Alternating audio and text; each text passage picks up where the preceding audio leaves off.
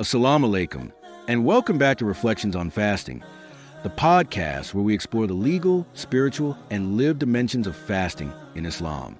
I'm your host, Yusuf, and today we're talking about something foundational.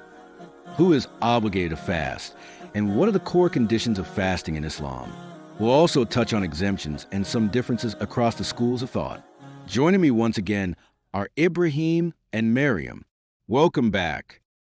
Thank you. It's always a pleasure to be here. Okay, let's start with the basics. Ibrahim, can you start by telling us who is required to fast during Ramadan? Great starting point. The scholars agree that fasting in Ramadan is obligatory on any Muslim who meets the following 5 conditions. First, the person must be a Muslim.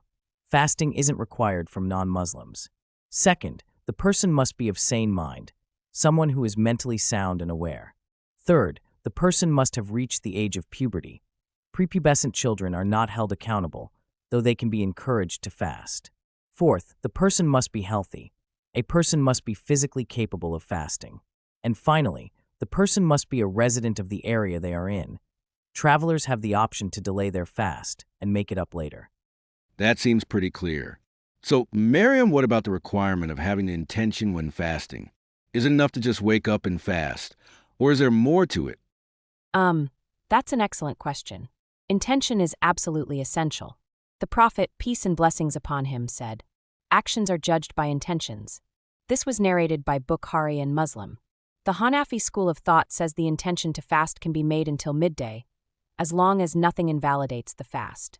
However, the Shafi and Maliki schools require the intention to be made the previous night and before Fajr of the day a person wants to fast. Hanbalis also prefer making the intention before dawn. With that said, the intention doesn't have to be verbal. Just knowing in your heart that you are fasting the next day for Ramadan is enough. All right, that's helpful. Now, let's talk about exceptions and exemptions. Ibrahim, can you tell us who is not required to fast even though they are Muslim and are healthy? Great question. Islam is merciful and considers individual circumstances. There are a few categories of people who are exempt from fasting, even though they are Muslim. First is menstruating or postpartum women. They must not fast during their menses, and then they must make up the missed days at a later time. Second is pregnant or nursing women. If they fear harm for themselves or their child, they are permitted to break their fast. Some scholars say they should make up the fasts only. Others say they must offer fidya, which is feeding a poor person, or do both, making up the days and paying the fidya. Third are elderly people with chronic illness.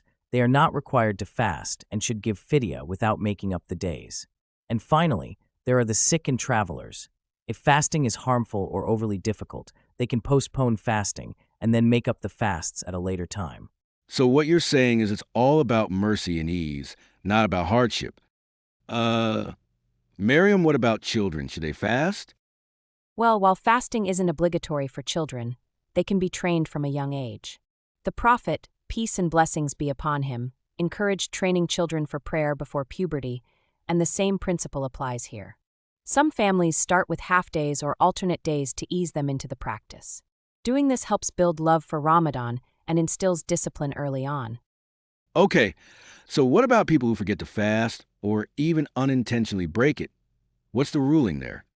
If someone eats or drinks out of forgetfulness, the Prophet, peace and blessings be upon him, said, "Let him complete his fast, for it is Allah who fed him and gave him drink." This is a beautiful reminder of Allah's mercy. But if someone intentionally breaks their fast without a valid reason, it's a major sin and requires repentance and expiation in some cases.